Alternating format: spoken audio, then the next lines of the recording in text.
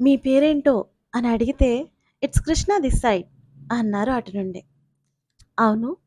మీరు నిజంగానే అమ్మాయేనా? అని అడిగితే, అబద్ధం చెప్పాల్సిన పని నాకేంటి? అంది కొంచెం కోపంగా.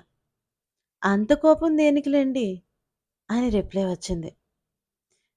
మీ పిక్ షేర్ చేయండి నేను నమ్ముతాను అనగానే తన పిక్‌లో నుండి ఫేస్‌ని కొంత హైడ్ చేసి స్మైల్ మాత్రం కనబడేట్టు పంపింది.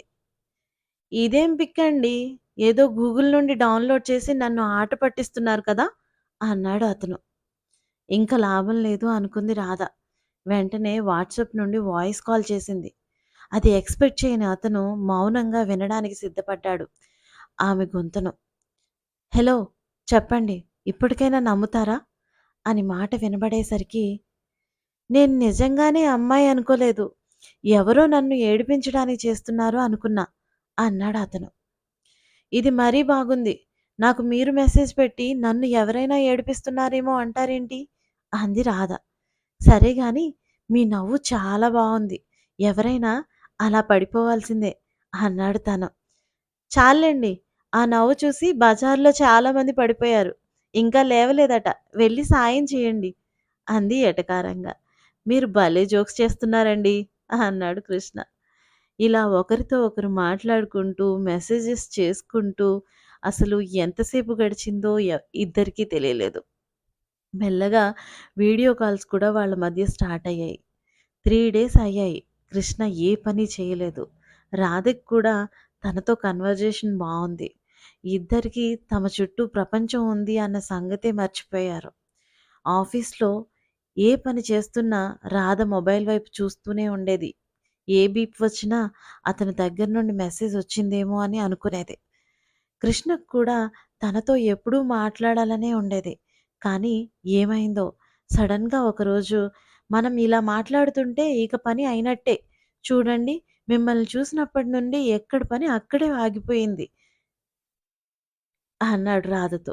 ఆ మాటకి రాధ సరే మీ పని మీరు చేసుకోండి. నేను డిస్టర్బ్ చేయను అంది. అప్పటి నుండి వీలు కుదిరినప్పుడల్లా మెసేజ్ చేస్తుండేవాడు కృష్ణ. కానీ రాధ మాత్రం అతని మెసేజ్ కోసం, కాల్ కోసం ఎప్పుడూ వెయిట్ చేస్తూనే ఉండేది. ఎంతసేపు వెయిట్ చేసినా, ఎంత బాధపడినా అతగాడు హలో అనగానే ఆ నిరీక్షణ ఎటో వెళ్ళిపోయినట్టు చిరునవ్వుతో పలకరించేది. రోజులు చాలా ఆనందంగా సాగిపోతున్నాయి. ఒక్క పేరు తప్ప అతని గురించి ఏమీ తెలియదు రాధకు.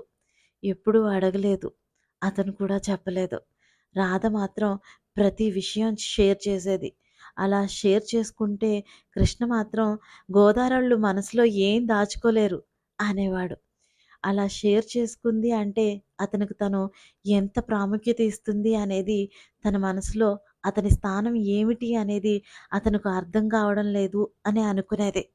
అప్పుడప్పుడు కోపం వచ్చినా అతన్ని చూడగానే ఆ కోపం ఎటో పోయేది. కృష్ణ మాత్రం మరీ అంత ఎమోషనల్ అటాచ్‌మెంట్ ఉండకూడదండి. మెచ్యూర్‌గా బిహేవ్ చేయాలి అని చెప్తుండేవాడు. అది మాత్రం రాధకు అర్థం అయ్యేది కాదు. నేను పుట్టి పెరిగిందంతా కూడా బంధాల మధ్య. ఆ ఎమోషన్స్ లేకపోతే ఏ బంధమైనా దృఢంగా ఎలా ఉంటుంది? అంటుంది. రాధకు మాత్రం ఏ క్షణమైనా కృష్ణ దూరమైపోతాడేమో అనే భయం వెంటాడేది. తనకు తెలియకుండానే మానసికంగా అతనికి చాలా దగ్గరైపోయింది. ఇదండి మరి ఇవాల్టి మన ఎపిసోడ్. నేను మరో కొత్త ఎపిసోడ్‌తో మీ ముందుకు వచ్చేస్తాను. ఈ ఎపిసోడ్ మీకు నచ్చింది అనుకుంటున్నాను.